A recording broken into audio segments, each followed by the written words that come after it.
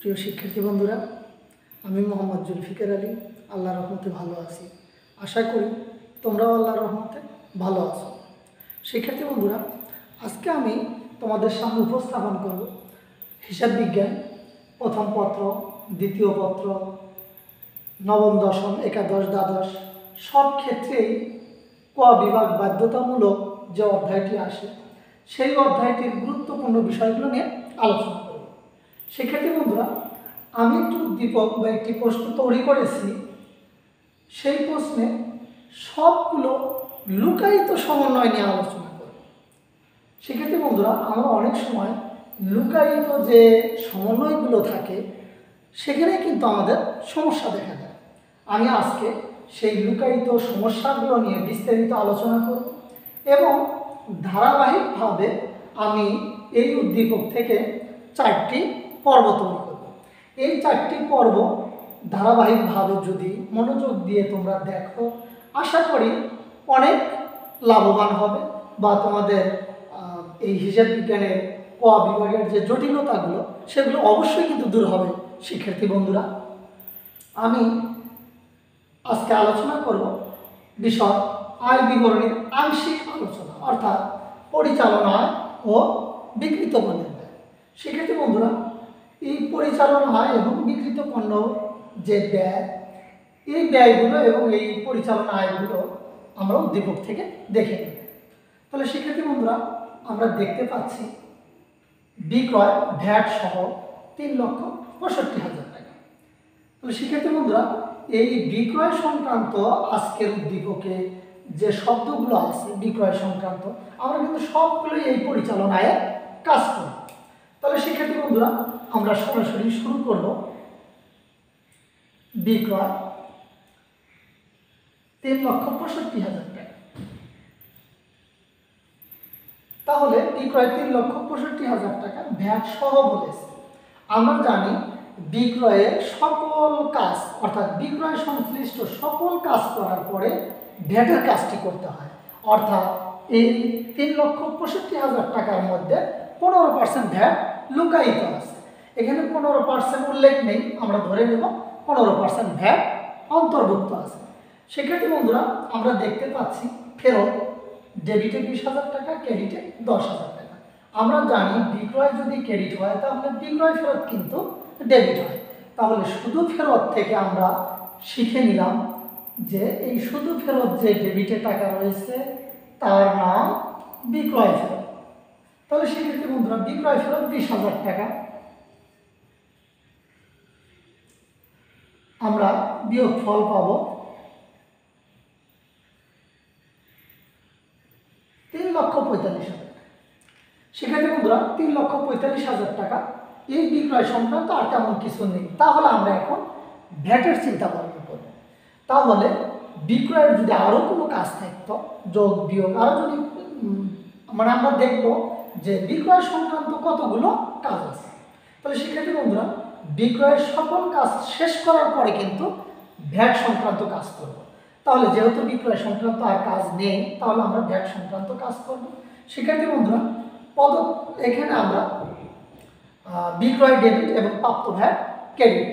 তাহলে আমরা উদ্দীপকে দেখতে পাচ্ছি যে ভ্যাট সহ তার একটি জাবেদা করে নিলাম 3,65,000 মাইনাস 20,000, অর্থাৎ আমরা পেয়েছি 3,45,000। এই 3,45,000কে 3 দিয়ে গুণন দেবো এবং 23 দিয়ে ভাগ দেবো। তাহলে শিক্ষার্থী বন্ধুরা, এই ভ্যাটের সমন্বয় জাবেদাটি আমরা শিখে নিলাম বিক্রয় ডেবিট, প্রাপ্ত ভ্যাট ক্রেডিট। তাহলে আরেকটি বিক্রয় কিন্তু ডেবিটে রয়েছে, এই কারণে আমরা বিক্রয়ের কাজ করছি কিন্তু আমরা লিখব প্রাপ্ত ভ্যাট। শিক্ষার্থী বন্ধুরা, এখানে আমি দেখিয়ে দিচ্ছি 3,45,000 টাকা গুণন 3 ভাগ 23। আমরা এই সূত্রটি প্রয়োগ করে আমরা ভ্যাটের পরিমাণ পেয়েছি 45,000 টাকা। তাহলে 3 লক্ষ টাকা আমরা তৃতীয় কলামে, আমাদের কাজ শেষ, আমরা অটোমেটিকলি বিক্রয়ের টাকাটা তৃতীয় কলামে পৌঁছে দিলাম বা লিখলাম। তাহলে শিক্ষার্থী বন্ধুরা, এই 3 লক্ষ টাকাকে কিন্তু নেট বিক্রয় বলা হয়। আবারও বলছি, এই 3 লক্ষ টাকাকে নিট বিক্রয় বলা হয়। তো শিক্ষার্থী বন্ধুরা, আমাদের বিক্রয় সংক্রান্ত আর কোনো কাজ নেই, আমরা বিক্রিত পণ্যের ব্যয়ে অবস্থান করতে পারি। তাহলে বিক্রিত পণ্যের ব্যয় এই বিশদ আয় বিবরণীর দ্বিতীয় ধাপ। আমরা দ্বিতীয় ধাপে অবস্থান করব এবং এই বিক্রিত পণ্যের ব্যয়ের সর্বপ্রথম যে শব্দটি সেটি কিন্তু আমরা প্রারম্ভিক মজুদ খুঁজে বের করব। তাহলে শিক্ষার্থী বন্ধুরা, আমরা প্রারম্ভিক মজুদ পেয়েছি 30,000 টাকা। এর কোনো কাজ নেই, আমরা দেখতে পাচ্ছি যে প্রারম্ভিক মজুদ সংক্রান্ত বা সংশ্লিষ্ট কোনো শব্দ নেই। প্রারম্ভিক মজুদ পণ্যের সংশ্লিষ্ট কোনো শব্দ না থাকার কারণে আমরা দ্বিতীয় কলামে 30,000 টাকা বসিয়ে দিলাম। সেক্ষেত্রে বন্ধুরা, আমরা এই প্রারম্ভিক মজুদ পণ্য বসানোর পরে এটা আমাদের ধারাবাহিকভাবে খেয়াল রাখতে হবে, পণ্য ক্রয়ের কাজ হয়। তাহলে শিক্ষার্থী বন্ধুরা, পণ্য ক্রয় সংশ্লিষ্ট যে কাজগুলো আছে আমরা কিন্তু ক্রয়ের সাথে দেখিয়ে দেব।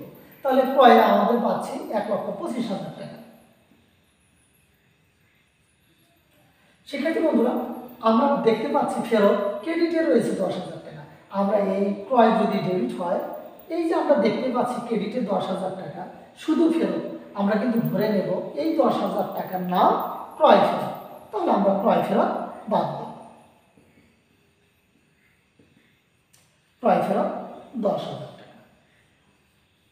তাহলে আমরা 1,15,000 টাকা কেন আমরা দ্বিতীয় কলামে লিখলাম না?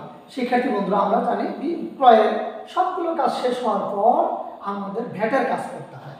তাহলে আমরা এই 1,15,000 টাকাকে 3 দিয়ে গুণন দেবো, 23 দিয়ে ভাগ দেব। আমরা ভ্যাট সহ বলেছে, আমরা জানি ক্রয়ের মধ্যেও 15% ভ্যাট অন্তর্ভুক্ত আছে। তাহলে শিক্ষার্থী বন্ধুরা, আমরা লিখব প্রদত্ত ভ্যাট। প্রদত্ত ভ্যাট। তাহলে 1,15,000 টাকা আমি দেখিয়ে দিচ্ছি। 1,15,000 টাকা গুণন 3 ভাগ 23, এই সূত্রটি প্রয়োগ করলে আমরা পাবো 15,000 টাকা।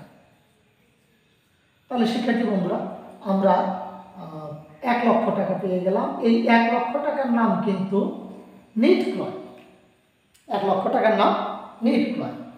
সেক্ষেত্রে বন্ধুরা, আমরা পরবর্তীতে আমাদের উদ্দীপকে খুঁজতে থাকব যে বিক্রিত পণ্যের ব্যয় বা এই বিক্রিত পণ্যের ব্যয়ের ধাপে আর কোনো শব্দ আসে কিনা। তাহলে সেক্ষেত্রে বন্ধুরা, আমরা দেখতে পাচ্ছি মজুরি সংক্রান্ত একটি শব্দ রয়েছে এবং বলা হয়েছে 18 মাস।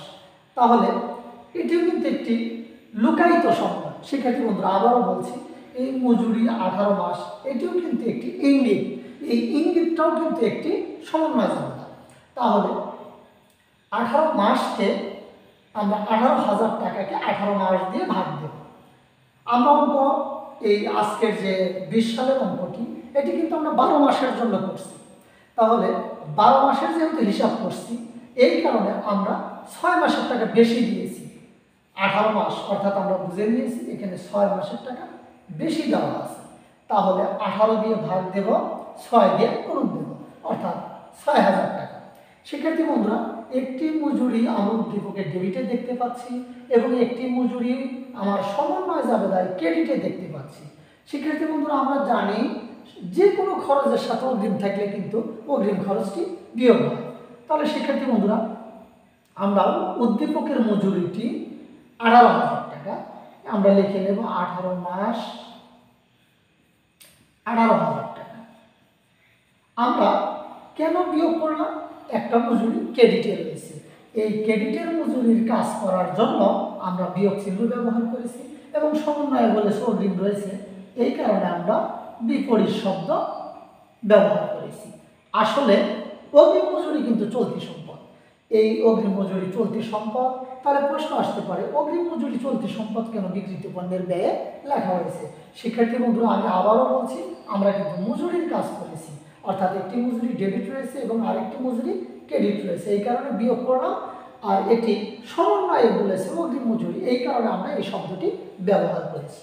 তাহলে শিক্ষার্থী বন্ধুরা, 6,000 টাকা আমাদের মজুরি অগ্রিম রয়েছে, অর্থাৎ এই মজুরি অর্থাৎ সমন্বয়ের মজুরি আমাদের উদ্দীপকের মজুরিকে হ্রাস করেছে, এই কারণে আমরা বিয়োগ করলাম।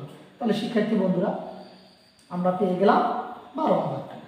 আমরা উদ্দীপকে দেখব আর কোনো সমন্বয় বা আর কোনো বিক্রিত পণ্যের ব্যয়ে আসার মতো, অর্থাৎ বিক্রিত পণ্যের ব্যয় একটি দ্বিতীয় ধাপ, এই দ্বিতীয় ধাপে আসার মতো আর কোনো শব্দ আছে কি না। শিক্ষার্থী বন্ধুরা, আমরা কিন্তু দেখতে পাচ্ছি যে আমাদের উদ্দীপকে এবং সমন্বয়ে আর কোনো এই বিক্রিত পণ্যের ব্যয়ে আসার মতো আর কোনো শব্দ নেই।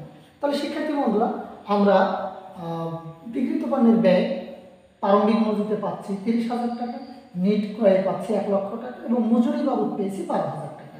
এই তিনটি শব্দ যেহেতু কাজ শেষ, অটোমেটিকলি তৃতীয় কলামে অবস্থান করলাম, বা তৃতীয় কলামে আমাদের 1,42,000 টাকা। এই 1,42,000 টাকাকে বিক্রয়যোগ্য পণ্যের ব্যয় বলা হয়। কিন্তু আজকে সমাপনী মজুদ না থাকার কারণে এই বিক্রয়যোগ্য পণ্যের ব্যয়কে বিক্রিত পণ্যের ব্যয় বলা হয়। তাহলে শিক্ষার্থী বন্ধুরা, আবারও বলছি, 1,42,000 টাকার নাম বিক্রয়যোগ্য পণ্যের ব্যয়। কিন্তু সমাপনী মজুদের একটি সমন্বয় জাবেদা না থাকার কারণে আমরা এই 1,42,000 টাকাকে আমরা বিক্রিত পণ্যের ব্যয় বললাম। দেখো শিক্ষার্থী বন্ধুরা, আমরা একটি সূত্র প্রয়োগ করব যে নিট বিক্রয় 3 লক্ষ টাকা মাইনাস বিক্রিত পণ্যের ব্যয় 1,42,000 টাকা, অর্থাৎ নিট বিক্রয় থেকে বিক্রিত পণ্যের ব্যয় বিয়োগ করলে যে পার্থক্য, সেই পার্থক্যর নাম মোট লাভ বা মোট মুনাফা 1,58,000 টাকা। শিক্ষার্থী বন্ধুরা, আমি পরিচালন মুনাফা বের করার জন্য পরবর্তী যে ধাপ সেটি আমি আলোচনা করব দ্বিতীয় পর্বে। শিক্ষার্থী বন্ধুরা, আশা করি বুঝতে পেরেছি।